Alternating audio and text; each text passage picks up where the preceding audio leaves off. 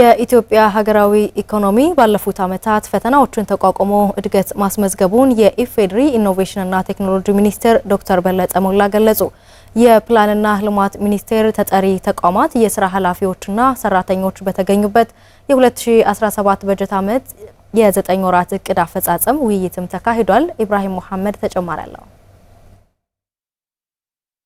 የፕላንና ልማት ሚኒስቴር የተጠሪ ተቋማት የሥራ ኃላፊዎችና ሰራተኞች የ9 ወራት ግምገማ ላይ የተገኙት የኢፌዴሪ ኢኖቬሽንና ቴክኖሎጂ ሚኒስትር ዶክተር በለጠ ሞላ በሀገሪቱ ዴሞክራሲያዊ በሆነ መንገድ የስልጣን ርክክብ ከተደረገ በኋላ የለውጡ መንግስት የመጀመሪያውን ሀገር በቀል ኢኮኖሚ ሪፎርምን ጨምሮ በርካታ ሪፎርሞችን ሲያካሂድ መቆየቱን ገልጸዋል። ለውጡን ተከትሎ ኢኮኖሚ ባለፉት ዓመታት በአማካይ የሀገር ውስጥና የውጭ ፈተናዎች ቢገጥሙትም 8.1 በመቶ እድገት መመዝገቡን የኢፌዴሪ ኢኖቬሽንና ቴክኖሎጂ ሚኒስትሩ አስታውቀዋል። መንግስት በበጀት ዓመቱ ባካሄደው የስንዴና የግሪን ኢኒሼቲቭ ልማቶች ተስፋ ሰጪ ውጤቶች እየታዩበት ነው ሲሉ አንስተዋል።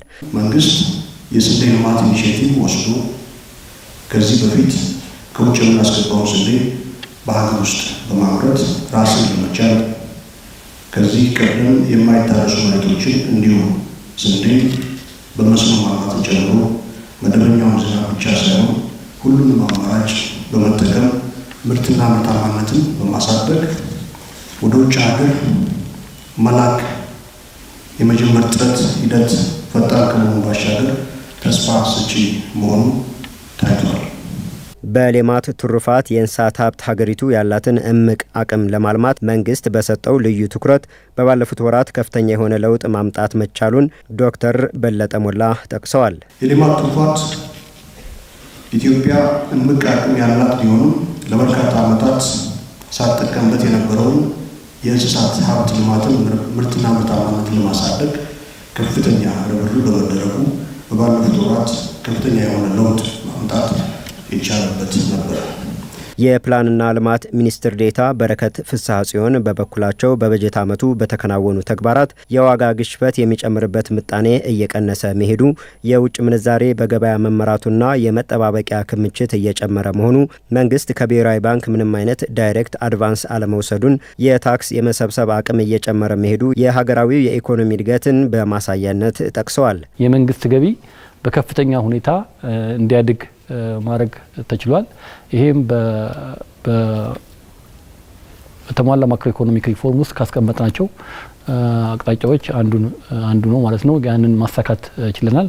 ከዛ ባለፈ በተሟላ ማክሮ ኢኮኖሚክ ሪፎርም ውስጥ በተለይ የውጭ ምንዛሬን ለገበያ ውድድር ማድረጋችን ከፍተኛ የሆነ ውጤት አስገኝቶልናል። በአንድ በኩል የውጭ ምንዛሬ በከፍተኛ ሁኔታ እንዲጨምር ማድረግ ተችሏል። በዚህም አማካኝነት